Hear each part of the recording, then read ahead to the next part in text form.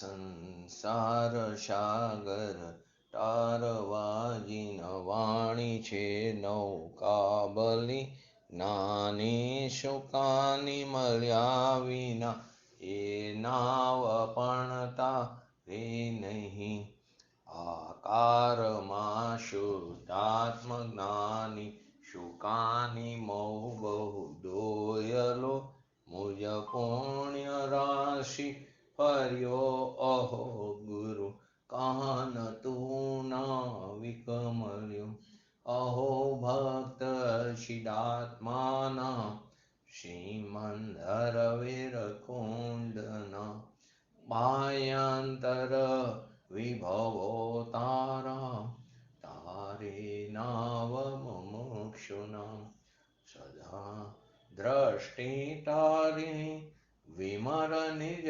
ચૈતન્ય નિરખે અનિજ્ઞપ્તિ માહી દરવ ગુણ પર્યાય વિલસે નિશાલમ વિભાવે પરિણતિ સ્વરૂપે જય ભરે નિમિતો વ્યવહારો શિર ઘન વિશે કાંઈ ન મળે હરિયો શત શત જ્ઞાન જ્ઞાન ધબકે ને વજ્રવાણી છૂટે જેવ જ્રેષુ મમક્ષુ સાત્વઝરકે પરદ્રવ્યના તો તૂટે રાગ દ્વેષ રૂચે ન જામ પાવન નવરે ભાવેન્દ્રિમાં અંશમાં ટંકોત્કીર્ણય કંપ જ્ઞાન મહિમા હૃદયે રહે સર્વદા નીતેશુદા શરણ ચંદ્ર તને નમો કરુણા અકારણ સમુદ્ર તને નમો હે જ્ઞાન પો सकशुमेघ तने नमो आदासनाम जीवन शिल्पी तने नमो ऊंडी ऊंडी ऊंडे थी सुख निधि शतना वायुनी ते वहंती वाणी चिन्मूर्ति तारी उरय अनुभवना सूक्ष्म भावे वरेली भावो ऊंडा विचारी अभिनव महिमा शीतमा लावी आवी खोएલું રત્ન પામું મન રથ મનનો પૂરજો શક્તિશાળી નમો રીમ ટાણું નમો સિદ્ધાણું નમો ઐરણમ નમો ઓજણમ નમો લોહી સહસ્રાવણમ ચત્તારી મંગલમ અરિહંતા મંગલમ સિદ્ધા મંગલમ શાહુ મંગલમ કેવલી પંતો ધર્મો મંગલમ ચત્તારી લોગતમા અરિહંતા લોગતમા સિદ્ધા લોગતમા શાહુ લોગતમા કેવલી પંતો ધર્મો લોગતમા ચત્તારી શરણ ભજામી અરિહંતે શરણ ભજામી સિદ્ધે શરણ ભજામી શાહુ શરણ ભજામી કેવલી પંતો ધર્મો શરણ ભજામી ઓમ નમો અરિહંતાણમ.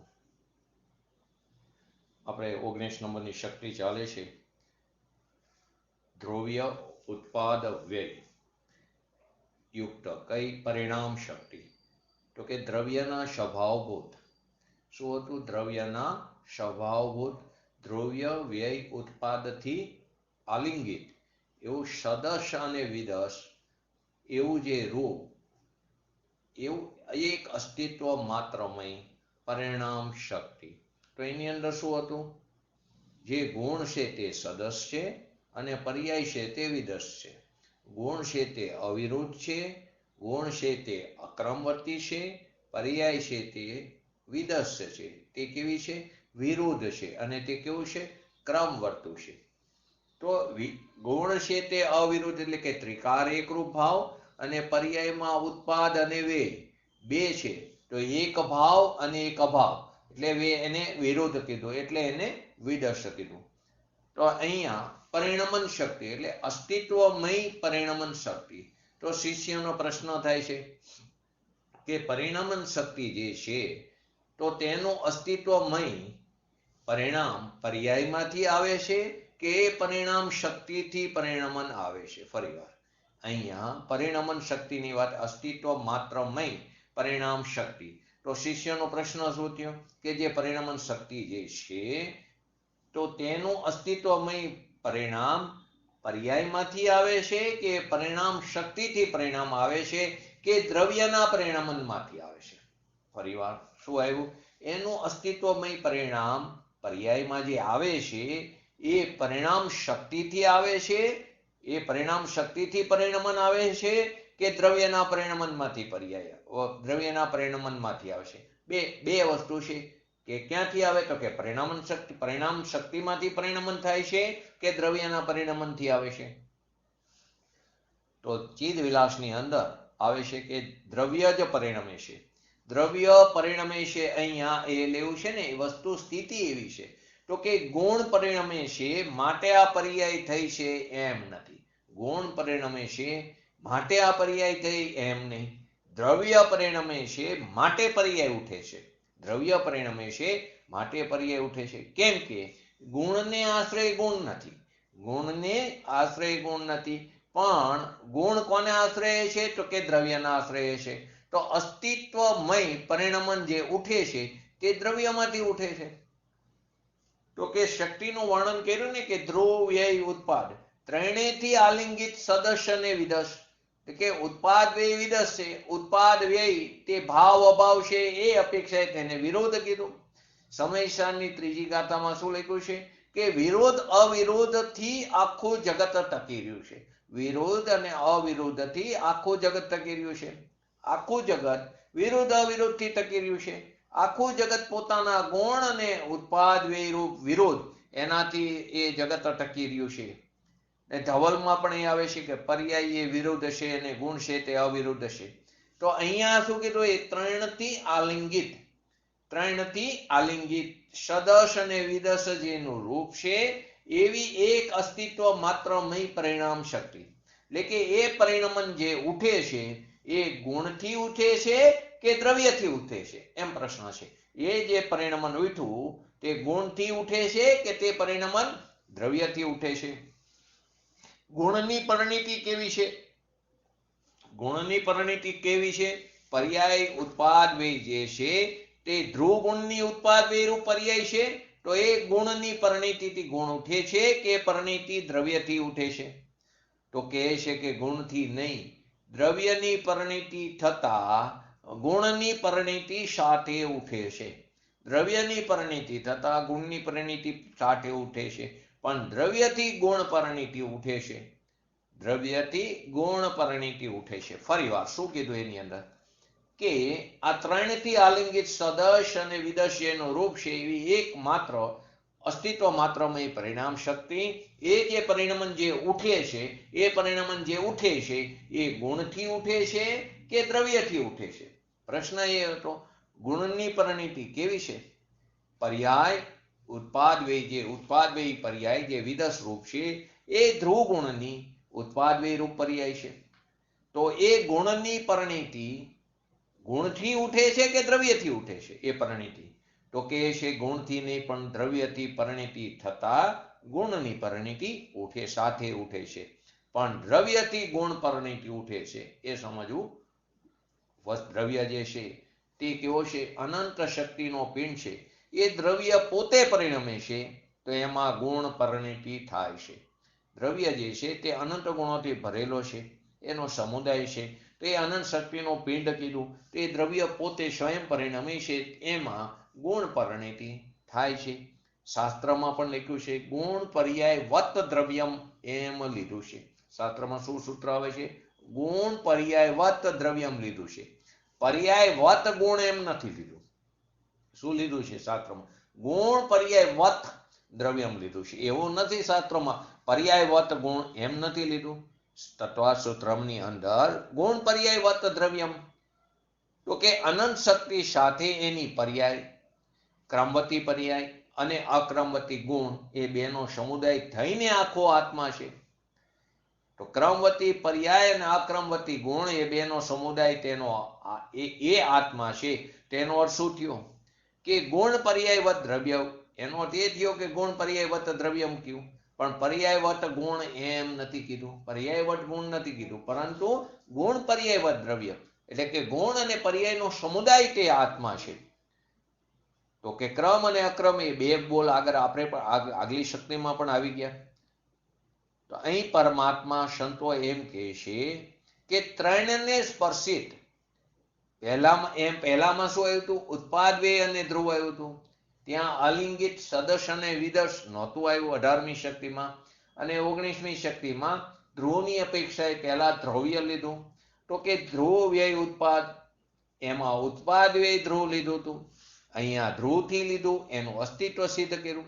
ત્રિકારી છે ને એટલે ધ્રુવ વ્યય ઉત્પાદ. કેમ કે પેલા અભાવ થાય છે ને, અભાવ થાય છે તો પહેલા એ લીધું, પછી ભાવને પછી લીધો, પછી ભાવ થયો ને એટલે કે ઉત્પાદ થયો ને, તો પહેલા અભાવ લીધો ને પછી ત્યાં ઉત્પાદને લીધો. તો કે ધ્રુવ વ્યય ઉત્પાદ એ ત્રણને આલિંગિત કરે છે એવી પરિણામ શક્તિ છે. તો પણ એ પરિણામ શક્તિમાં જે પરિણમન ઉઠે છે, ઉત્પાદ વ્યયનું પરિણમન ઉઠે છે, તે શક્તિમાંથી નથી ઉઠતું, તે શક્તિમાંથી નથી ઉઠતું. માટે એમ કીધું કે શક્તિ અને શક્તિવાનનો ભેદ દ્રષ્ટિમાંથી છોડી દે. શક્તિ અને શક્તિવાનનો ભેદ દ્રષ્ટિમાંથી છોડી દે. ભેદથી ખરેખર શું દેખાડે છે? અભેદને દેખાડે છે. પણ ભેદ અને અભેદ બેના ભેદનું લક્ષ્ય છોડી દે. ભેદ અને અભેદ એ પણ એક ભેદ થયો, એવા ભેદનું લક્ષ્ય છોડી દે. અભેદ એકરૂપ જે ચીજ છે, અબજ સ્પષ્ટ સામાન્ય વસ્તુ જે ધ્રુવ છે, તેની ઉપર દ્રષ્ટિ દેવાથી, અભેદ ઉપર દ્રષ્ટિ દેવાથી, સ્વભાવની ઉપર દ્રષ્ટિ દેવાથી, નિધાન ઉપર દ્રષ્ટિ દેવાથી, સ્વભાવનો આશ્રય કરવાથી, સ્વભાવનો સ્વીકાર કરવાથી, સ્વભાવનો મહિમા કરવાથી, સ્વભાવનો અંદર ઢરવાથી શું થાય છે? વિતરાગ દશા ઉત્પન્ન થાય છે, ધર્મની શરૂઆત થાય છે, મોક્ષની પર્યાય, મોક્ષની ધારા પ્રગટ થાય છે, મોક્ષ ધારા પ્રગટ થાય છે, સમ્યક દર્શન થાય છે. શક્તિ ઉપર દ્રષ્ટિ દેવાથી નહીં, પરંતુ કોના ઉપર? શક્તિવાન એવા ભગવાન આત્મા, જે કારણ પરમાત્મા છે, કે જે પરમ પ્રાણામિક ભાવ, જે એવો પોતાનો નિજ કારણ પરમાત્મા છે, એનો આશ્રય લેવાથી ત્યાં સમ્યક દર્શન ઉત્પન્ન થાય છે, પ્રગટ થાય છે. પરંતુ તે શક્તિ ઉપર દ્રષ્ટિ દેવાથી નહીં ધર્મની પ્રાપ્તિ થાય. કેમ કે શક્તિનું પરિણમન દ્રવ્યના પરિણમનમાંથી ઉઠે છે, શક્તિ ઉપર દેવાથી નહીં થાય. કેમ કે શક્તિનું પરિણમન પણ ક્યાંથી? દ્રવ્યના પરિણમનમાંથી ઉઠે છે.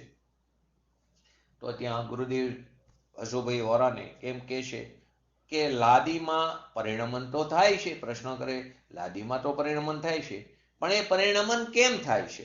એ પરિણમન કેમ થાય છે? કે એ પરિણમન શક્તિ છે માટે પરિણમન થાય છે એમ નહીં. એમાં પરિણમન શક્તિ છે માટે પરિણમન થાય છે એમ નહીં. દ્રવ્યનું પરિણમન થતા ગુણનું પરિણમન પણ સાથે અવિનાભાવ હોય છે. ગુણ અને દ્રવ્ય વચ્ચે કેવો સંબંધ છે? અવિનાભાવ અથવા નિત્ય તાદાત્મ્ય સંબંધ છે. તો પરિણમન થતા, દ્રવ્યનું પરિણમન થતા ગુણનું પરિણમન પણ સાથે અવિનાભાવ હોય છે. એમ કરીને ખરેખર તો આચાર્યને શું સમજાવું? દ્રવ્ય ઉપર દ્રષ્ટિ કરાવી છે. દ્રવ્ય ઉપર દ્રષ્ટિ દેવાથી દ્રવ્ય આખી અન્વય શક્તિના ગુણરૂપ દ્રવ્ય પોતે પરિણમે છે. અન્વય શક્તિનો ગુણરૂપ જે ભગવાન આત્મા, જે એનો સમુદાય, જે દ્રવ્ય છે, ગુણોનો સમૂહ, એ દ્રવ્ય પોતે પરિણમે છે. તો એની અંદર ગુણની પરિણતિ પણ આવી ગઈ. દ્રવ્ય જ આખું પરિણમ્યું, તેની અંદર અનંત ગુણો, તે પણ સાથે પરિણમ્યા, તો ગુણની પરિણતિ પણ આવી ગઈ. તો તેની સાથે શું આવ્યું? ગુણની પરિણતિ પણ આવી ગઈ. તો એ ગુણની પરિણતિ ગુણથી નહીં દ્રવ્યથી ઉઠે છે.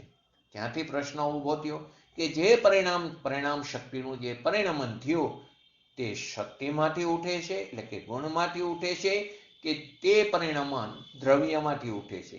તો કે દ્રવ્યમાંથી ઉઠે છે. એટલા માટે તત્વસૂત્રમાં શું સૂત્ર આપ્યું? ગુણ પર્યાય વત દ્રવ્યમ. અહીંયા એમ ન કીધું પર્યાય વત ગુણ. તો કે ક્યાંથી ઉઠે છે? કે દ્રવ્યમાંથી ઉઠે છે. તે આપણે આખું સમજ્યા. પરંતુ આપણે તો ધર્મ કરવો છે, પરંતુ ધર્મ કેવી રીતે પ્રાપ્ત થાય? ધર્મ તો એવી ચીજ છે કે જે શક્તિ જે છે એ ધર્મ છે, અને વસ્તુ જે છે તે શું છે? ધર્મી છે. જે શક્તિ છે તે ધર્મ છે, અને જે વસ્તુ છે તે શું છે? ધર્મી છે. તો હવે એ દ્રવ્યના સ્વભાવભૂત દ્રવ્ય વ્યય ઉત્પાદથી આલિંગિત સદસ અને વિદસ, એટલે કે ઉત્પાદ વ્યય પર્યાય. સદસ એટલે અવિરોધ અને વિદસ એટલે વિરોધ. એ બે ઉત્પાદ અને વ્યય બે થયા ને, એક અભાવ ને એક ભાવ, માટે ત્યાં શું લીધું? વિરોધ થયું. અને સદસ એટલે અવિરોધ, એકરૂપ લીધું. તો તેમાં ઉત્પન્ન થવું અને વ્યય થવું એમાં ભેદ નથી. સદસ્યની અંદર જે અવિરોધ એકરૂપ ભાવ છે તેમાં ઉત્પન્ન થવું અને વ્યય થવું એવા ભેદ નથી. તો આ શક્તિની એ વાત, એની અંદર આ પ્રશ્ન તે થયો. શક્તિનું વર્ણન કર્યું, પણ શક્તિનું પરિણમન ઉઠતું નથી. શક્તિનું પરિણમન, શક્તિથી પરિણમન ઉઠતું નથી. શક્તિનું વર્ણન આવ્યું, પણ શક્તિથી પરિણમન ઉઠતું નથી. તો ક્યાંથી ઉઠે છે? તો કે દ્રવ્યમાંથી તે પરિણમન ઉઠે છે. દ્રવ્યનું પરિણમન થતા સાથે ગુણોનું પણ પરિણમન આવ્યું, ગુણની પરિણીતિ પણ આવી ગઈ. કેમ કે ગુણના આશ્રય નથી. ગુણ કોના આશ્રય છે? તો કે દ્રવ્યના આશ્રય છે. તો એક સત્તા રૂપે પરિણામ છે, એ છે તો શક્તિ, પણ એનું પરિણમન પણ પરિણામમાં આવે છે.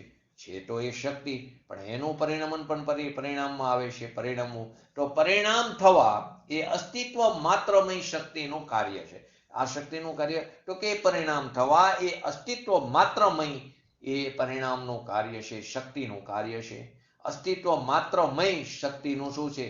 કાર્ય છે. તો પણ અસ્તિત્વ શક્તિથી પરિણામ ઉઠે છે એમ નથી. અસ્તિત્વ શક્તિ એનું રૂપ છે ને, તો અસ્તિત્વ શક્તિથી એ પરિણામ ઉઠે એમ નથી. એ તો ક્યાંથી ઉઠે છે? દ્રવ્યથી ઉઠે છે. પરિણામ ઉઠે છે દ્રવ્યમાંથી. માટે શું આવ્યું? દ્રવ્ય દ્રવતી, દ્રવ્ય દ્રવતી, ગુણ દ્રવતી એમ નથી. શું આવે છે? દ્રવ્ય દ્રવતી, ગુણ દ્રવતી એમ નથી.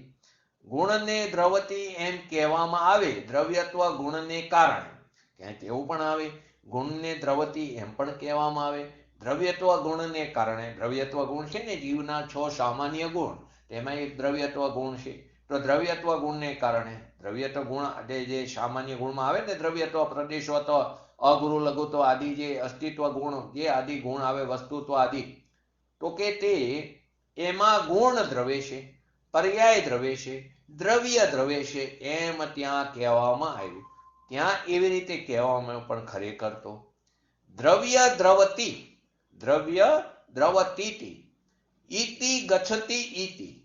ફરીવાર શું આવ્યું? ખરેખર તો દ્રવ્ય દ્રવતી, ઈતિ ગચ્છતી ઈતિ. એટલે પંચાસ્તિકાયની અંદર આ બતાવ્યું છે. 9મી ગાથાની અંદર શું આવ્યું? દ્રવ્ય દ્રવતી ઈતિ ગચ્છતી ઈતિ. એટલે શું કીધું એમાં? કે દ્રવ્યતી ઈતિ દ્રવ્યમ, ગચ્છતી દ્રવ્યતી. ત્યાં બે શબ્દ લીધા. એક તો દ્રવતી એટલે કે સ્વભાવ રૂપે છે, તે દ્રવે છે, અને ગચ્છતી એટલે કે તે વિભાવ રૂપ.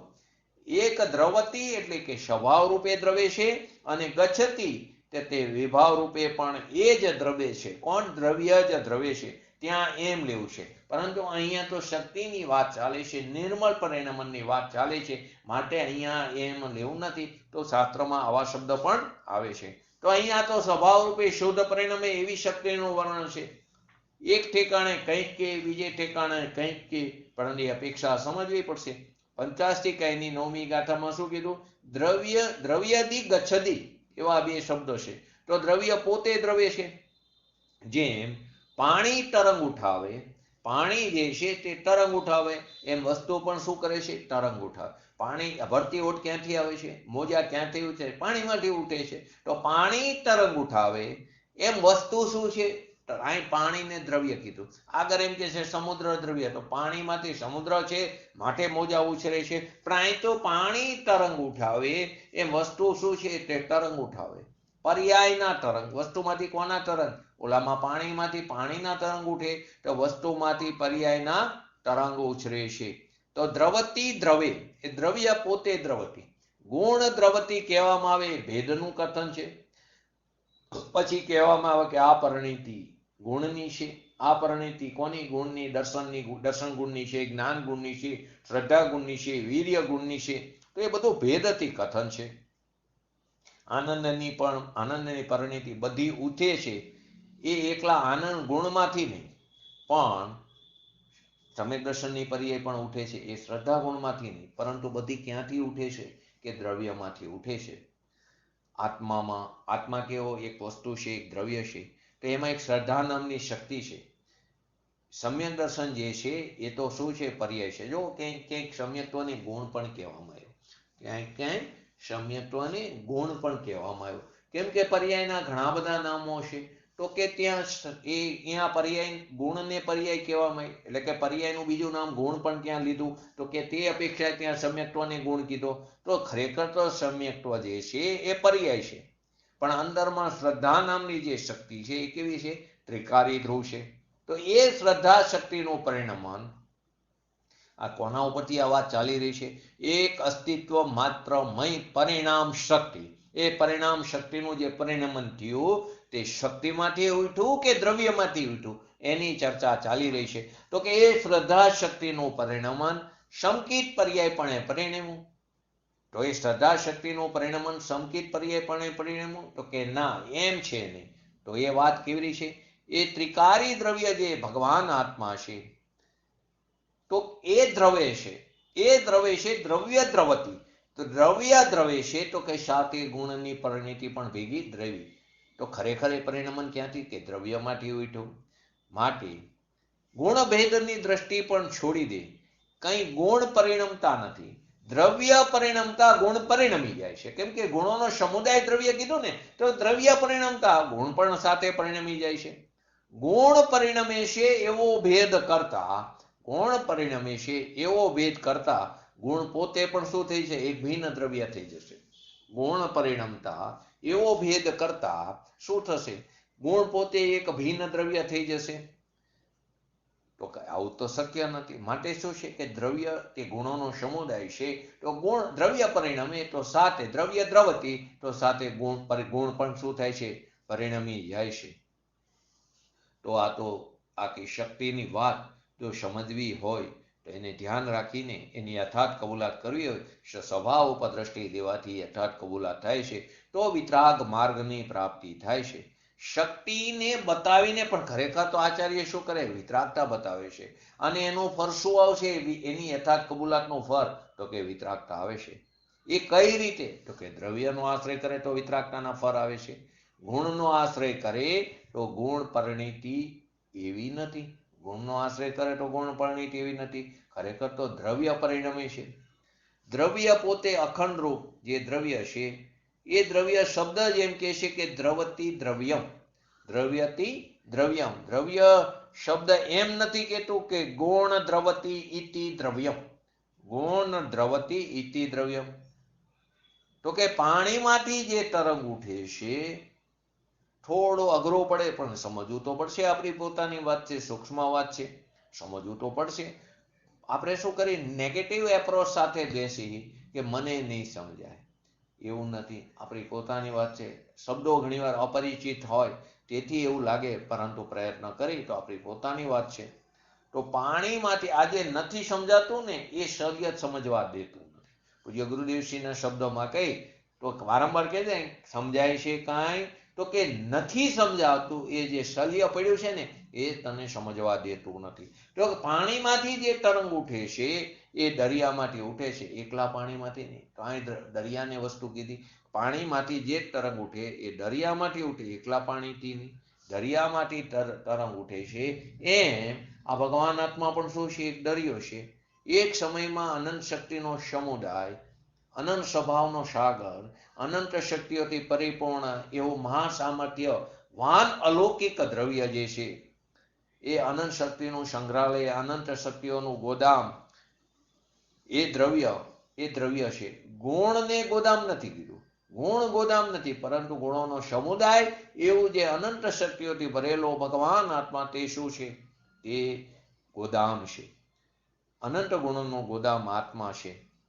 એ આત્મા ઉપર દ્રષ્ટિ દેવાથી, શક્તિવાન ઉપર આશ્રય દ્રષ્ટિ દેવાથી, એનો આશ્રય કરવાથી વિતરાગતાની પ્રાપ્તિ થાય અથવા તો શક્તિઓનું નિર્મલ પરિણમન થાય છે.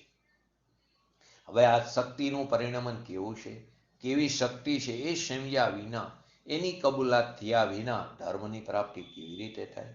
તો પ્રશ્ન કરે ટેરિયન્સ આવું ક્યાં સમજે છે?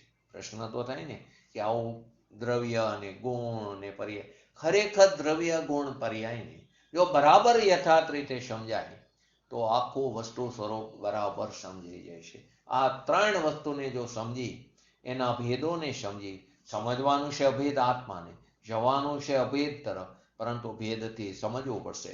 તો કે તેજ્યંતને આ ક્યાં વસ્તુ, એને ક્યાં દ્રવ્ય શું કહેવાય, ગુણ શું કહેવાય કે પર્યાય શું કહેવાય, એના નામ પણ ખબર નથી. એને આ 47 શક્તિના નામ પણ ખબર નથી. અનંત શક્તિમાંથી આપણને 47 શક્તિના નામ આપણે અત્યારે સ્વાધ્યાય કરીએ એટલે કંઠસ્થ છે, પછી સમય જતા તે પણ ભૂલી જાય છે. પરંતુ તિર્યંતને તો આ પણ નથી. તિર્યંત સમજે છે અંદર? પ્રશ્ન થાય છે તિર્યંત ક્યાં સમજે છે? તો પૂજ્ય ગુરુદેવશ્રી કે તિર્યંત સમજે છે અંદર. એ શબ્દનો ખ્યાલ નથી એને, પરંતુ વસ્તુ આ પરિણમે છે એ પરિણીતિ છે. વસ્તુ જે પરિણમે છે તે પરિણીતિ જે છે તે સંવર, નિજરા અને પૂર્ણ કરું તો મોક્ષ થશે. પૂર્ણ શબ્દોનું નથી ખબર, એને ભાવભાષણ છે. પૂર્ણ કરું તો મોક્ષ થશે અને આનંદ સ્વરૂપા દ્રવ્ય છે અને પર્યાયમાં વિકલ્પ થાય છે એ દુઃખ છે એવું એને ભાષણ થાય છે. આ ભગવાન આત્મા જે મારી અંદર ત્રિકારી જે દ્રવ્ય છે તે આનંદ સ્વરૂપ છે અને પર્યાયમાં જે વિકલ્પ થાય છે એ દુઃખ છે. એનું જ્ઞાન તો છે, ભાષા ભલે ન હોય, ભાષાનો ખ્યાલ ન હોય, પણ ભાવનું ભાષણ તો એને થાય છે. ભાષાનો ખ્યાલ ન હોય એને, ભાષાનો ખ્યાલ ન હોય, ભાષા ભલે ન આવડે, પરંતુ ભાવનું ભાષણ તો થાય છે. મોક્ષમાર્ગ પ્રકાશકની અંદર બતાવ્યું છે ભાવ ભાષણ. એનો અર્થ ભાવનું જ્ઞાન તો છે, નામ યાદ ન હોય, નામ ન આવડે. તિર્યંત પણ કેવા છે? સમકીર્તિ છે. તિર્યંત સમકીર્તિ, તિર્યંત સાહિક સમકીર્તિ પણ તિર્યંત હોય છે. ફરીવાર સમજો, તિર્યંત તો ઘણા બધા સમકીર્તિ હોય છે. પંચમ ગુણસ્થાન વર્તી તિર્યંત આવે છે ને 6 ધારામાં. એનાથી એ સ્વાર્થસિદ્ધિના વિમાનના દેવો કરતા વધારે સુખી છે. કઈ અપેક્ષાએ કહેવામાં આવ્યું કે સ્વાર્થસિદ્ધિ વિમાનના દેવો તે 4થા ગુણસ્થાન વર્તી છે અને આ પંચમ ગુણસ્થાન વર્તી તિર્યંત કીધા કે જે બે કસાઈ ચોકડીનો અભાવરૂપ છે, ત્યારે ઓલા 4થા ગુણસ્થાન વર્તી એક કસાઈ ચોકડીનો અભાવ છે. એ અપેક્ષાએ એને શુદ્ધતાની માત્રા વધારે બતાવી, એ અપેક્ષાએ તેને સુખ વધારે છે એમ કહેવામાં આવ્યું. સુખની જાતમાં કોઈ ફરક નથી. તેના એ સ્વાર્થિથી વિમાનના દેવ એક અવતારી છે નિયમથી, અને આ તિર્યંત એક કેટલી પર્યાય કરે, કેટલા ભાવ કરે એ પણ ન હોય. કદાચ વધારે પણ ભાવ કરે, કદાચ નેક્સ્ટ પર્યાયમાં પણ થાય, પરંતુ ઓલા તો નિયમથી એક અવતારી છે, છતાં એના કરતા આ વધારે સુખી કીધા. કેમ? તો કે તેને બે કસાઈ ચોકડીનો અભાવ છે, એટલી એને વિતરાગ પરિણીતિ પ્રાપ્ત કરેલી છે. જાતમાં કોઈ ફરક નથી, માત્રામાં ફરક છે. તો શાહિક સમકીર્તિ, અહીં તો મેં શું કીધું, તિર્યંત કેવા હોય છે? શાહિક સમકીર્તિ પણ હોય છે. જુગલિયામાં શાહિક સમકીર્તિ તિર્યંત પણ છે.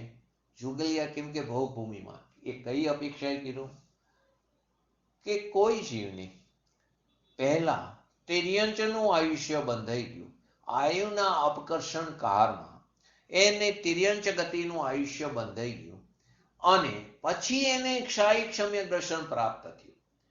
પછી એને કેવરી શુદ્ધ કેવરીની હાજરીમાં પોતાના સ્વભાવના આશ્રયે શાહિક સમ્યક દર્શન પ્રાપ્ત થયો.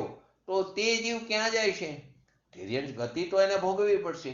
તો તે ક્યાં જાય? જુગલિયામાં જાય છે, એટલે કે તે ભોગ ભૂમિમાં જાય છે. તો કે એ સમકીટ લઈને શાહિક સમકીટ થયો તો એ જુગલિયામાં જાય. તિર્યંત એને આયુષ્ય બંધાઈ ગયું હતું, એ સમકીટ લઈને મનુષ્યમાં જાય. જો મનુષ્યનું આયુષ્ય બંધાઈ ગયું હોય તો, એ સમકીટ લઈને જો મનુષ્ય ગતિનું આયુષ્ય બંધાણું હોય તો મનુષ્યમાં જ જાય. નહીતર આયુષ્ય પહેલા બંધાઈ ગયો હોય તો તે તિર્યંતમાં પણ જવું પડે. સાહિબ સમકીર્તિ જીવ છે, જો એનું આયુષ્ય, જેને સમ્યક દર્શન પ્રાપ્ત થયું, એને આયુષ્યનો બંધ ન પડ્યો તો તે નિયમથી ક્યાં જાય છે? શાયિક સિવાયના જે સમ્યક દર્શન વાળા જીવો છે તે નિયમથી દેવગતિમાં જાય છે. શાયિક સમકીથી દેવગતિમાં પણ જાય, શાયિક સમકીથી નરક ગતિમાં પણ જાય. તે નિયમથી સમ્યક દર્શન સાથે પહેલી નરક સુધી જઈ શકે છે, પહેલી નરક સુધી સમ્યક દર્શન સાથે. બાકીના બે સમ્યક દ્રષ્ટિ જીવ સમ્યક દર્શન સાથે નરક ગતિમાં જતા નથી. અહીં એનું સમ્યક દર્શન વમી જાય છે, ત્યાં જઈને પાછું તેને સમ્યક દર્શનની પ્રાપ્તિ થાય છે. પરંતુ શાયિક સમકીથી જીવ જો એને આયુનો પહેલા બંધ પડી ગયો હોય તો તે દેવગતિમાં જાય, નરક ગતિમાં જાય, તિર્યંચ ગતિમાં ભોગભૂમિમાં તિર્યંચ થાય, મનુષ્યપણું પણ તે પ્રાપ્ત કરે. મનુષ્ય જુગલિયા તે ક્યાં જાય? ભોગભૂમિમાં જાય. મનુષ્ય મરીને મહાવિદેહમાં મનુષ્ય થાય. એ તો કેવા હોય છે? મિથ્યા દ્રષ્ટિ છે. મનુષ્ય મરીને જો મહાવિદેહમાં જાય, મનુષ્ય થાય તો એ મિથ્યા દ્રષ્ટિ છે. કેમ કે અત્યારે આ કાર્ય તો કોઈ શાયિક સમકીથી છે નહીં. કેવરી શુદ્ધ કેવરીનો વિરહ છે. એક અપેક્ષાએ નિમિત્તની અપેક્ષાએ વાસ્તવમાં જીવોની જ એટલી હોનાર નથી. તો ભોગભૂમિમાં જાય છે સમકીથી, જે મનુષ્ય આયુષ્ય પહેલા બંધાઈ ગયું હોય, તિર્યંચનું આયુષ્ય પહેલા બંધાઈ ગયું હોય તો ભોગભૂમિમાં જાય છે. આ બધા નિયમ છે સ્વરૂપના. નિયમ કોઈ ઘડ્યા નથી.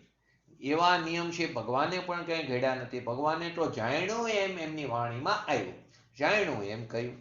તો અહીંયા તો એક અસ્તિત્વમય, ભલે ત્રણ ભેદ થયા પણ ત્રણના એક અસ્તિત્વ માત્ર મય પરિણામ શક્તિ. ત્રણ મળીને એક અસ્તિત્વ છે.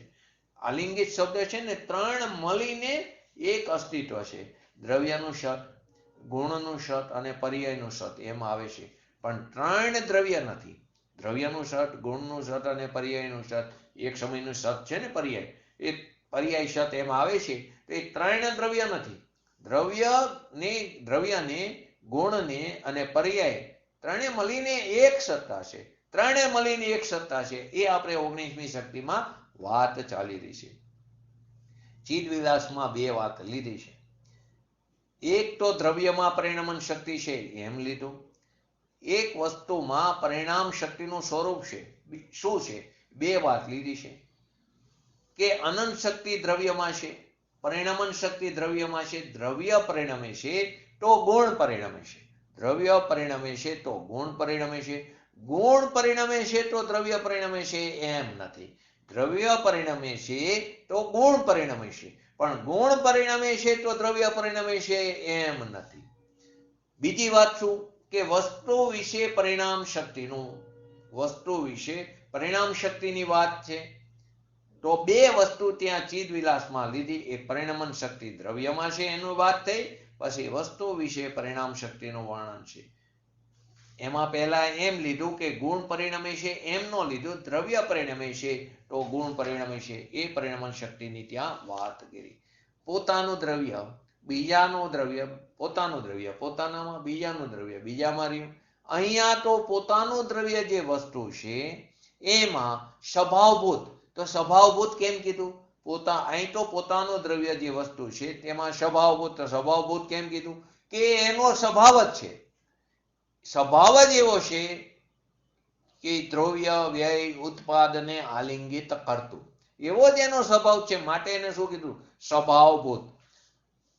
એને ચૂમવું, પોતાના ગુણ પર્યાયને ચૂંબે છે, એ દ્રવ્ય સ્વભાવ છે.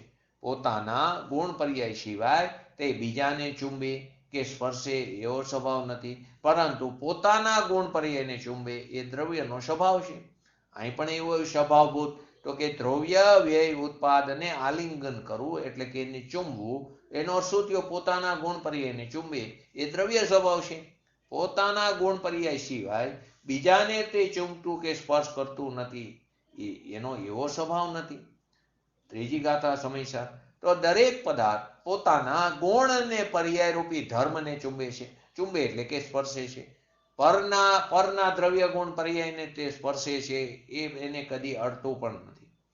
કર્મના ઉદયને આત્માનો વિકાર પર્યાય, કર્મના ઉદયને આત્માની જે વિકાર પર્યાય છે એ કદી અડતી નથી. અને કર્મનો ઉદય કદી રાગને અડતો નથી. ફરીવાર, કર્મનો જે ઉદય છે એ ઉદયને આત્માની વિકાર પર્યાય અડતી નથી કદી, અને કર્મનો ઉદય કદી રાગને અડતો નથી. બંને બાજુથી લીધું. તો કે આપણે તો અહીં તકલીફી થઈ, કર્મને લઈને અમે હેરાન થઈ ગયા. પણ અહીં તો કે છે કર્મ તો અડતા પણ નથી, તો તું હેરાન ક્યાંથી એને લઈને થયો? એ તને અડતા પણ નથી તો તું હેરાન ક્યાંથી થઈ ગયો? તારી ઉલટી પરિણમન શક્તિથી તારે રખડવું પડે છે. તારી ઉલટી પરિણમન શક્તિથી તારે રખડવું પડે છે. માટે તો ફરી વાર કહું છું, અનુભવ પ્રકાશમાં શું કીધું? અશુદ્ધતા પણ તારી મોટી અને શુદ્ધતા પણ તારી મોટી. દીપચંદજીએ શું કીધું અનુભવ પ્રકાશમાં? તારી અશુદ્ધતા પણ મોટી કોને કારણે છે? તારે કારણે. તારી અશુદ્ધતાને મોટી મોટી કીધી ને કોને કારણે? તારા સંયમને કારણે છે, કર્મને કારણે નથી.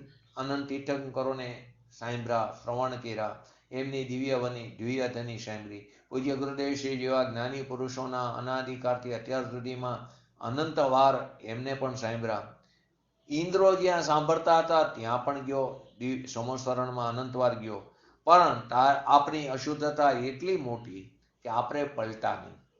જે દશા પલટાવી જોઈએ એ નહોતી. હાલત જે છે એનો સ્વીકાર ન કર્યો, દશા જે છે હાલત હકાર ન કર્યો, માટે આપણી દશા પણ પલટાણી નહીં. આપણા પરિણામમાં પલટો ન થયો. ભગવાનના ઉપદેશમાં તો શું કીધું? પર્યાય દ્રષ્ટિ છોડી દે અને દ્રવ્ય દ્રષ્ટિ કર. ભગવાનના ઉપદેશમાં શું આવ્યું? પર્યાય દ્રષ્ટિ છોડી દ્રવ્ય દ્રષ્ટિ કરાવે છે. ભગવાનનો ઉપદેશ તો ગુણનું વર્ણન કરે, પણ ગુણનું વર્ણન કોના માટે કરે? ગુણીને બતાવવા માટે. ગુણોનું પણ વર્ણન આવે, પરંતુ કોને? અભેદને બતાવવા, ગુણીને બતાવવા માટે તેનું વર્ણન આવે છે. તો ચિત્ત વિલાસમાં જેમ જેમ ગુણનું પર્યાયનું સ્પષ્ટ કથન આવે છે, તેમ તેમ સમ્યક દ્રષ્ટિને આનંદના તરંગ ઉઠે છે. ચિત્ત વિલાસમાં એવો શબ્દ આવ્યો કે જેમ જેમ ગુણનું, જેમ જેમ પર્યાયનું સ્પષ્ટ કથન આવે છે, તેમ તેમ સમ્યક દ્રષ્ટિને આનંદના તરંગ ઉઠે છે. ગુણનું અને પર્યાયનું જેમ જેમ સ્પષ્ટ કથન આવે તેમ તેમ તેની અંદરથી આનંદના તરંગ ઉઠે છે. પરિણામ શક્તિ દ્રવ્યમાં છે ને, તો વિશેષતાથી શિષ્યને પ્રતિબોધ કરવામાં આવે છે કે જેમ જેમ શિષ્ય ગુરુના પ્રતિબોધથી, એના ઉપદેશથી ગુણનું સ્વરૂપ જાણીને વિશેષ ભેદી થતો, વિશેષ ભેદ કરે ને, વિશેષ ભેદી થતો જાય, તેમ તેમ શિષ્યને આનંદના તરંગ ઉઠે છે. શિષ્ય પણ એવો લાયક શું કહે છે? વિશેષતાથી શિષ્યને પ્રતિબોધ કરે છે. ગુરુ શું કહે છે? જેમ જેમ એ પ્રતિબોધ કરે, જેમ જેમ શિષ્ય ગુરુના પ્રતિબોધથી ગુણનું સ્વરૂપ જાણીને વિશેષ ભેદી થતો જાય છે, તેમ તેમ તેને શિષ્યને આનંદના તરંગ ઉઠે છે. ભેદથી તરંગ કેમ ઉઠે? અહીં શું કીધું? વિશેષ ભેદ. તો પ્રશ્ન થાય, ભેદથી તરંગ કેમ ઉઠે? તો તરંગ ઉઠે છે એ ભેદથી અભેદ બતાવો છે. એ તરંગ ઉઠે છે, પરંતુ એ ભેદથી કોને બતાવો છે? અભેદને બતાવો છે. અભેદ ઉપર દ્રષ્ટિ પડવાથી તરંગ ઉઠે છે. અભેદને બતાવ્યું તો અભેદ ઉપર દ્રષ્ટિ દે તો જ તરંગ ઉઠે છે. એમ કે છે ભેદ બતાવો છે, પણ ભેદથી કોને? અભેદને બતાવવાનો છે. જેમ જેમ ગુણ બતાવે છે, તેમ તેમ તે ગુણ અભેદ દ્રવ્યને, જેમ જેમ ગુણ બતાવે છે, તેમ તેમ તે ગુણ અભેદ દ્રવ્યને બતાવે છે. માટે પરિણમન શક્તિ દ્રવ્યમાંથી ઉઠે છે, ગુણમાંથી નહીં. પરિણમન શક્તિ ક્યાંથી ઉઠે છે? દ્રવ્યમાંથી. જે શરૂઆતનો પ્રશ્ન હતો, તો કે તેમાંથી ઉઠે છે, ગુણમાંથી નહીં. તો આવે છે ને દ્રવ્યાશ્રયા નિર્ગુણા ગુણ. દ્રવ્યના આશ્રય ગુણ હોય છે, ગુણના આશ્રય ગુણ નથી. દ્રવ્યાશ્રયા નિર્ગુણા ગુણ. દ્રવ્યના આશ્રય ગુણ છે, ગુણના આશ્રય ગુણ નથી. ગુણ પર્યાયવત દ્રવ્ય એમ પણ લીધું, પર્યાયવત ગુણ દ્રવ્યમ ન લીધું. તો કે અહીંયા પર્યાયવત, અહીંયા શું કીધું? પર્યાયવત દ્રવ્યને કીધું. કેમ કે દ્રષ્ટિ દ્રવ્ય ઉપર કરાવી છે. દ્રવ્યનું લક્ષ્ય કરવા, દ્રવ્યનો આશ્રય કરવાનો, એનું અવલંબન લેવાનું છે. માટે ત્યાં તેમ કહેવામાં આવ્યું. તો તમે એમ પૂજ્ય ગુરુદેવશ્રી પછી કહે છે કે આ સમજવું તો પડશે. જ્યાં સુધી તને નહીં સમજાય, ત્યાં સુધી તને વિતરાગ માર્ગની પ્રાપ્તિ નહીં થાય. તું ગમે તેટલા વ્રત કર, તપ કર, ઉપવાસ કર, ટૂંકમાં શુભ ભાવ ગમે એટલા કર, પરંતુ આત્માના ભાન વગર, એકડા વગરના મીંડા છે, તેને 12 તપ અને 12 વ્રત પણ કહેવામાં આવે છે, કેમ કે તે બધું તો કેવું છે, બંધનું કારણ છે. અને વ્રત ને તપ ને એ બધા આપણે નિશ્ચય સાધન માની લઈએ, એ નિશ્ચય સાધન નથી, એ વ્યવહાર સાધન છે. પરંતુ એ પણ ક્યારે નિશ્ચયનું ભાન સ્વભાવની પ્રાપ્તિ થઈ હોય તો તે વ્યવહાર સાધન છે. તો મુમુક્ષ કહે છે તો બધા આપ શ્રી કોશો આ તો બધા શુભ ભાવ છોડી દેશે. તો પૂજ્ય ગુરુદેવ શ્રી કે કોણ છોડે? શુભ ભાવ આવ્યા વિના રહે નહીં. ધર્મીને રસ્તામાં આવો સહચર શુભ ભાવ આવ્યા વગર નો રહે. એને ભક્તિનો વિકલ્પ પણ આવ્યા વગર નો રહે. શાસ્ત્રનું પઠન પાઠન કરવાનો પણ વિકલ્પ આવ્યા વગર નો રહે. બાર ભાવનાનું ચિંતન કરવાનો પણ વિકલ્પ એનો પણ વિકલ્પ આવ્યા વગર નો રહે. જે સમયે જે ભાવ આવે છે એ તો આવે જ. જે સમયે જે ભાવ આવે છે એ તો આવે. દ્રષ્ટિમાં શું છે એટલી વાત છે. ભાવ તો જે સમય જે આવવાનો એ સમય આવવાનો છે, પરંતુ દ્રષ્ટિમાં શું છે? શુભ ભાવને ધર્મ માન્યો કે શુભ ભાવને તે હે માન્યો, તેને બંધનું કારણ માન્યું, એ વાત છે. દ્રષ્ટિ એનાથી ધર્મ માને છે કે દ્રષ્ટિ વ્રતના રાગને જ્ઞાતા તરીકે જાણે છે. તે દ્રષ્ટિમાં શું માન્યું છે? દ્રષ્ટિમાં એનાથી ધર્મ માન્યો છે કે દ્રષ્ટિ વ્રત જે આદિ છે, રાગ વ્રતનો જે રાગ છે એને તું જ્ઞાતા તરીકે જાણે છે. જ્ઞાનીને પણ શુભના કાર્ય અશુભથી બચવા માટે શુભ ભાવ આવે છે, એવા ભાવ આવે છે. અન્ય અશુભ ભાવથી બચવા માટે એવા ભાવ આવે છે, પણ એ વ્યવહાર છે. ખરેખર તો એ વખતે શુભ ભાવ થવાનો છે તો આવે. એ એના સમયે ભાવ આવ્યા વગર રહેવાનો નથી. એના ક્રમમાં શુભ આવવાનો હોય તો આવે. પણ અજ્ઞાની તેને ઉપાધિ માને, ધર્મી તેને એ માને. આ જ ફરક છે. અજ્ઞાની જીવ તેને શું માને છે? ઉપાધિ માને છે. અને ધર્મી તેને કેવો માને છે? હે માને છે. તો આ શક્તિનું પણ, આ 19મી શક્તિ કઈ એવી? પરિણામ શક્તિ. એ શક્તિનું પણ અનંત શક્તિમાં રૂપ છે. કેમ કે દરેક શક્તિનું અનંત શક્તિઓમાં એનું રૂપ સમાયેલું. એક એક શક્તિમાં અનંત શક્તિઓનું રૂપ છે. દરેક શક્તિ પોતાના ધ્રુવ વ્યય ઉત્પાદને એ શક્તિ સ્પર્શે આલિંગિત કરે છે. અને તેમાં પણ અસ્તિત્વમય પરિણામ શક્તિનું દરેક શક્તિમાં તેનું પણ રૂપ સમાયેલું છે. એની અંદર આ પણ રૂપ સમાયેલું છે. તો છેલ્લે લઈ આપણે આ શક્તિને પૂરી કરતા પહેલા સમાધિ શતકની વાત કરીને કહે છે તો કે જ્યાં જે અપેક્ષાઓ એ સમજવી બહુ જરૂરી છે. ત્યાં એમ કીધું સમાધિ શતકમાં, તાપમાં ઉભા રહેવા કરતા છાંયડે ઉભા રહેવું સારું. આપણે લૌકિકમાં પણ કહીએ ને, તડકે ઉભા રહેવું એના કરતા છાંયડે ઉભા રહેવું. તો એનો અર્થ શું છે? લોકો શું અવ્રતમાં રહેવા કરતા વ્રતમાં રહેવું સારું, અશુભ ભાવમાં રહેવા કરતા શુભ ભાવમાં રહેવું સારું. શું કહે છે સમાધિ શતકમાં? તાપમાં ઉભા રહેવા કરતા છાંયડે ઉભા રહેવું. એટલે કે અવ્રતમાં રહેવા કરતા વ્રતમાં રહેવું. એમ ત્યાં એમ કીધું. પણ વ્રત કોને કહેવાય? અજ્ઞાનીને થોડા વ્રત હોય છે. જેને વ્રતના વિકલ્પ ઉઠે છે તેને તો સમ્યક દર્શન ઉપરાંત અંદર શાંતિની વૃદ્ધિ થઈ. વ્રતના વિકલ્પ કોને ઉઠે છે? કે ધર્મી જીવને વિકલ્પ ઉઠે એને તો અંદર શાંતિની વૃદ્ધિ થાય છે. ટીકા લખવાના કાળમાં પણ શુદ્ધિની વૃદ્ધિ થાય. હવે તો અંદર શું થાય? શાંતિની એને વૃદ્ધિ થાય છે. એને છાયા છે. એને અહીંયા છાયો કીધો છે. વ્રતને છાયો કીધો, પણ કોને? સમ્યક દ્રષ્ટિમાં અવ્રતપણે રહેવું એ કરતા વ્રતનો વિકલ્પ આવે એ છાંયડો છે. એની સ્થિતિ અંદરમાં શાંતિની વૃદ્ધિ. એટલે જ આપણે કીધું ચોથા ગુણસ્થાને સ્વારસિદ્ધિ વિમાનનો દેવ એ કેવા છે? અવ્રત, એટલે તડકે ઉભા છે. અને તેના કરતા એક અવતારી છે, એના કરતા વ્રતના વિકલ્પ જેને ઉત્પન્ન થયા, પંચમ ગુણસ્થાન તિર્ય કે જે શ્રાવક છે એને વ્રતના વિકલ્પ જેને ઉત્પન્ન થયા તેની શાંતિ, પંચમ ગુણસ્થાન વાળાની શાંતિ સ્વારસિદ્ધિ વિમાનના દેવ કરતા વિશેષ છે. એ અપેક્ષા લીધી. એને વ્રત કોને? પણ કે જેને વિતરાગ દશાની પ્રાપ્તિ થઈ છે એને સાચું વ્રત હોય છે. એને અહીંયા છાંયડો કીધો. તો કે અવ્રતી જે શ્રાવક છે તેના કરતા વ્રતી શ્રાવક તડકે કરતા છાંયો સારો. એને અંદર શાંતિની વૃદ્ધિ થઈ છે.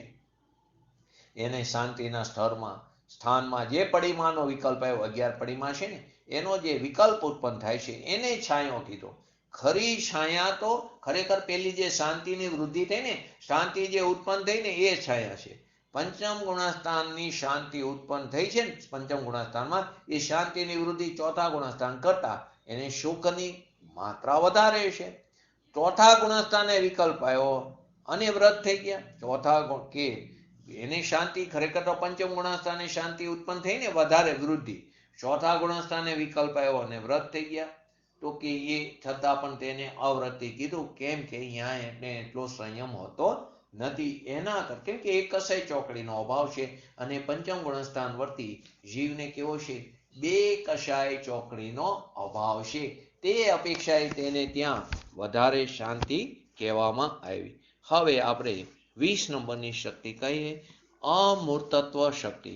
પરિણામ શક્તિ પૂરી થઈ. 20મી શક્તિ અમૂર્તત્વ શક્તિ. તો અહીં કે છે, એકવાર તારા સ્વભાવનો અરખ લાવો, એકવાર તારા સ્વભાવનો અરખ લાવ, એકવાર તો તારા સ્વભાવનું લક્ષ્ય કર, એક પર તો તેની દરકાર કર. જરા પણ તું મૂંઝાય નહીં, જરા પણ તું હતાશ ન થા. સ્વભાવનો ઉત્સાહ લાવ તો તને હતાશ થવાની જરૂર જ નહીં પડે. સ્વભાવનો મહિમા કર તો પરથી નિરસતા આવશે, પરંતુ અંદરથી ઉદાસીન નહીં થા. તું એકવાર સ્વભાવનો હરખ લાગ, એનો સ્વીકાર કર. સ્વભાવનો ઉત્સાહ લાવીને આપણી જે તાકાત છે ને, આપણો જે પુરુષાર્થ છે એને ઉછાળ. આવો અંદર આનંદ સ્વભાવી ચૈતન્ય ભગવાન અંદર બિરાજી રહ્યો છે, પણ આપણે તેની તરફ ન જોઈને કોના તરફ જોઈએ છે, પર તરફ જોઈએ છે. તો પરનું લક્ષ્ય થતા અંદર શું થાય છે, પર્યાયમાં રાગદ્વેષ આદિ વિકાર ભાવ ઉત્પન્ન થાય. તો આપણે તે વિકારની સામે જોઈએ છીએ, પોતાની સામે ન જોતા પરનું લક્ષ્ય થવાને કારણે જે રાગદ્વેષ આદિ થાય છે તેની સામે જોઈએ છીએ. તેથી આ વિકારનું જ વેદન થાય છે. તેથી શું થાય, વિકારનું વેદન થાય. જો વિકાર સામે જોઈએ તો વિકારનું વેદન થાય. સ્વભાવ સામે દ્રષ્ટિ કરી તો આનંદનું વેદન થાય. હવે નક્કી તારે કરવાનું છે કઈ તરફ જવું, સ્વભાવ સામે તરફ જવું કે વિભાવ તરફ જવું. જો વિભાવ તરફ જોઈશ તો વિકારનું જ વેદન થશે, દુઃખનું જ વેદન થશે. અને જો સ્વભાવ સામે જોઈશ તો તને શાંતિનું વેદન થશે, આનંદનું વેદન થાય. તો અહીં સમયસારમાં આચાર્ય દેવે આત્માને જ્ઞાયક માત્ર તરીકે ઓળખાયો છે. આત્માની જ્ઞાયક માત્ર, એનો અર્થ એવો નથી કે આત્મામાં એક જ્ઞાન ગુણ જ છે ને બીજા કોઈ ગુણ છે જ નહીં. જ્ઞાન સિવાય બીજા અનંત ગુણો આત્મામાં અનાદિ અનંત રહેલા, બધા ત્રિકારી છે, અનાદિ અનંત રહેલા છે. પરંતુ જ્ઞાનાદિ ગુણોથી વિરુદ્ધ એવા રાગાદિ વિકારથી, જ્ઞાનાદિ ગુણોથી જે અનંત ગુણો છે એનાથી વિરુદ્ધ કેવા છે, રાગાદિ, એ જે વિકાર છે એ વિકારથી અને જળથી આત્મ સ્વભાવની ભિન્નતા બતાવવા માટે, રાગદ્વેષ આદિથી, એ વિભાવ ભાવથી અને બહારના પદ્રવ્ય રૂપી પર્યાય, પદ્રવ્ય એટલે કે શરીર, મન, વાણી આદિ, એ બધા જળથી આત્મ સ્વભાવની ભિન્નતા બતાવવા એને જ્ઞાન માત્ર કહ્યો છે. અને એ રીતે જ્ઞાનને લક્ષણ બતાવીને અનંત ગુણોથી અભેદ આત્માને લક્ષિત કરાયો છે. આવા જ્ઞાન લક્ષણથી લક્ષિત થતા આત્મામાં કેવી કેવી શક્તિઓ ઉછરે છે તેની વાત આપણે કરી રહ્યા છીએ. તો કે કર્મ બંધનના અભાવથી, કર્મ બંધનના અભાવથી વ્યક્ત કરેલો સહજ સ્પર્શ આદિથી રહિત, એને સ્પર્શ નથી. સ્પર્શ આદિથી એટલે સ્પર્શ, રસ, ગંધ, વર્ણ, અમૂર્તત્વ શક્તિની વાત ચાલી રહી છે. કર્મ બંધનના અભાવથી વ્યક્ત કરાયેલા સહજ સ્પર્શ આદિ એટલે સ્પર્શ, રસ, ગંધ, વર્ણ થી રહિત એવા આત્મા પ્રદેશો સ્વરૂપ અમૂર્તત્વ શક્તિ છે. જ્ઞાન માત્ર પરિણમનમાં આ શક્તિ પણ કેવી છે, ભેગી જ પરિણમી છે. ફરીવાર, કર્મ બંધનના અભાવથી, કર્મ બંધનનો અભાવ છે એનાથી વ્યક્ત કરેલા પ્રગટ થયેલું કેવો સહજ સ્પર્શ આદિ, શું છે, સ્પર્શ આદિ થી રહિત એવા આત્મ પ્રદેશો. અવાજ આવે છે ને, વચ્ચે ફોન આવ્યો હતો, આવે છે ને અવાજ?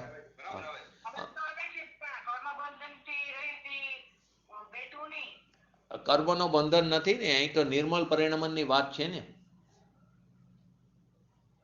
અહીં ધર્મી જીવની વાત છે, સાધક જીવની વાત છે, આત્મા પ્રદેશની વાત છે. આત્મા પ્રદેશ તો કર્મ બંધનનો અભાવ છે. અહીંયા આત્માના પ્રદેશમાં ક્યાં કર્મ છે? આ કર્મ આત્માને અડતા નથી, સ્પર્શતા નથી. આ શક્તિની વાત છે. શક્તિમાં તો કોઈ વિકાર છે નહીં. શક્તિ જે છે એને કર્મ અડતો નથી કે શક્તિ કર્મને અડતી નથી. આગળ આવી ગઈ. તમે 5-10 મિનિટ લેટ હતા.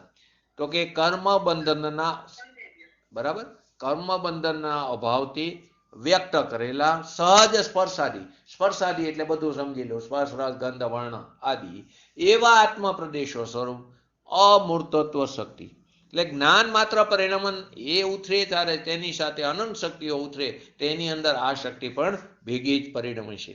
આત્મા કેવો છે? અસંખ્ય પ્રદેશી અખંડ વસ્તુ છે. આત્મા કેવો છે? અસંખ્ય પ્રદેશી અખંડ વસ્તુ છે. આત્માના પ્રદેશો અમૂર્ત છે. આત્માના પ્રદેશો કેવા છે? અમૂર્ત છે. તેનામાં વર્ણ, એનામાં ગંધ, એનામાં રસ કે સ્પર્શ નથી. એ અમૂર્ત, એની અંદર રસ સ્પર્શ રસ ગંધ વર્ણ નથી. તે કેવો છે? અસંખ્ય પ્રદેશે કેવો છે? ચૈતન્ય સુખ વીર્ય અને સત્તાથી ભરેલો છે. તથા જળથી ખાલી કેવો છે? શૂન્ય. જળથી ખાલી એવો અમૂર્ત આત્મા સ્વભાવમાં ગુણોથી કેવો છે? પોતાથી અશૂન્ય અને પરથી કેવો છે? શૂન્ય. તો જળથી ખાલી એવો અમૂર્ત આત્મા છે. આત્માના અસંખ્ય પ્રદેશમાં ક્યાંય કારો, લીલો, લાલ, પીરો કે સફેદ એવો કોઈ વર્ણ નથી. વર્ણની અવસ્થા બતાવી. આત્માના અસંખ્ય પ્રદેશમાં આત્માનો આકાર શું છે? આત્માનો આકાર કેવો છે?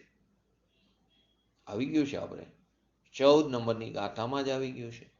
આત્માનો આકાર કેવો છે? હે નહીં, આકાર તો છે. કેવો આકાર કીધો? હા બરાબર, 2 પ્રકારનો આકાર કીધો. આત્માનો આકાર વ્યવહારથી કેવો કીધો? દેહ પ્રમાણ. શરીર કોકેદી આત્માનો આકાર વ્યવહારથી કેવો છે? દેહ પ્રમાણ. અને નિશ્ચયથી જોજો આગળની રેકોર્ડિંગમાં આવી ગયું આપણે આ 14 નંબરની ગાથામાં. અને નિશ્ચયથી કેવો છે? અસંખ્ય પ્રદેશી. કેવો છે? નિશ્ચયથી આત્માનો આકાર અસંખ્ય પ્રદેશી છે. તો આત્માના અસંખ્ય પ્રદેશમાં ક્યાંય કારો, લીલો, લાલ, પીરો કે સફેદ એવો કોઈ વર્ણ નથી. આત્માના અસંખ્ય પ્રદેશો કેવા છે? આનંદ રૂપી રસથી કેવા છે? ભરેલા છે. આનંદ રૂપ રસથી ભરેલા છે. પરંતુ તેમાં તીખો, કડવો, ખાટો કે મીઠો એવા કોઈ રસ એની અંદર આત્મામાં નથી. આત્માની અંદર શું છે? આત્માના અસંખ્ય પ્રદેશો આનંદ રૂપી રસથી ભરેલા છે. પરંતુ એમાં ક્યાંય તીખો રસ નથી, એમાં કોઈ કડવો નથી, ખાટો નથી, મીઠો એવો કોઈ રસ આત્મામાં નથી. તેમજ લુખો, ચીકણો, ઠંડો કે ગરમ, લુખો કે ચીકણો અથવા તો એને કહી તો બીજી રીતે સ્નિગ્ધ કે વૃક્ષ, ઠંડુ કે ગરમ, કઠોર કે કોમળ કે હલકો કે ભારે. 8 છે ને અવસ્થા.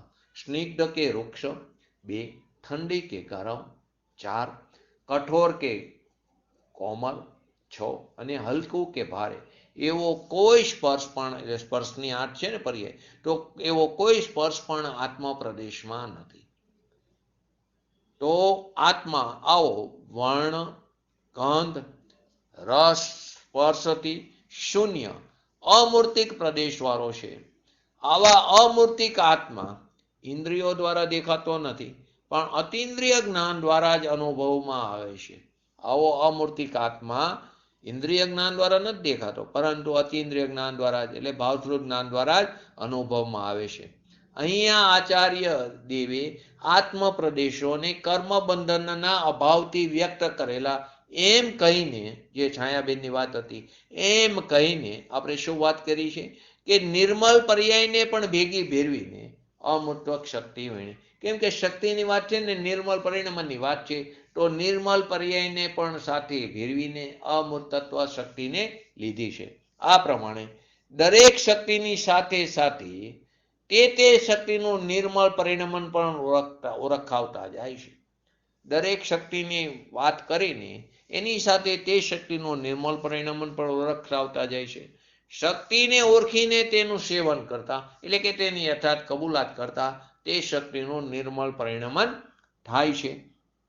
મૂર્ત કર્મ અને શરીરના સંબંધમાં રહેતો હોવા છતાં મૂર્ત કર્મ, કર્મ કેવા છે? મૂર્તક. તો મૂર્તક એટલે કે રૂપી મૂર્ત કર્મ અને શરીરના સંબંધમાં રહ્યો હોવા છતાં આત્મા કઈ મૂર્ત નથી થતો. અત્યારે પણ આત્મા કેવો છે? અમૂર્ત સ્વભાવિક છે. મૂર્ત એવા કર્મ કે શરીર તારા અમૂર્ત આત્મા સાથે જરા પણ એક મેક થયા નથી. હર સમય કેવા છે? ભિન્ન ભિન્ન છે.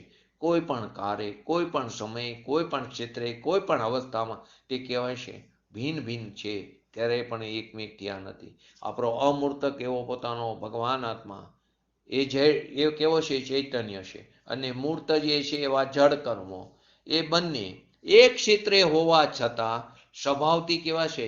સર્વથા જુદા છે. સિદ્ધ દશામાં કર્મબંધનો સર્વથા અભાવ થતા સાક્ષાત અમૂર્તકપણું પ્રગટ થાય છે. સિદ્ધ દશામાં શું થાય? કર્મબંધન, બધા પ્રકારના કર્મનો ત્યાં અભાવ થાય. દ્રવ્ય કર્મ, ભાવ કર્મ, નો કર્મથી રહી તો સિદ્ધ દશામાં કર્મબંધનો સર્વથા અભાવ થતા સાક્ષાત અમૂર્તકપણું પ્રગટ થયું. તે બતાવીને આચાર્ય દેવ શું કહે છે? આવો આપણો પણ અમૂર્તક સ્વભાવ છે. સિદ્ધ ભગવાનને જે અમૂર્તકપણું પ્રગટ્યું છે તે ક્યાંથી પ્રગટ્યું? અંદર છે ને ત્યાંથી પ્રગટ્યું ને. કૂવામાં છે તો અવાડવામાં આવ્યું. તો કે સિદ્ધ ભગવંતોને જે અમૂર્તકપણું પ્રગટ્યું તે ક્યાંથી પ્રગટ્યું? પહેલેથી આત્માનો અમૂર્તક સ્વભાવ હતો તે જ પ્રગટો. એ કોનામાં? આપણામાં પણ એવો છે. એમને પ્રગટો હોય, એમને તેની યથાર્થ કબૂલાત થઈ, સ્વભાવનો આશ્રય કર્યો, તેમને પૂર્ણ દશા પ્રગટ થઈ. પહેલા આત્મા મૂર્ત હતો અને પછી કર્મો થતા અમૂર્તક થયો એમ નથી.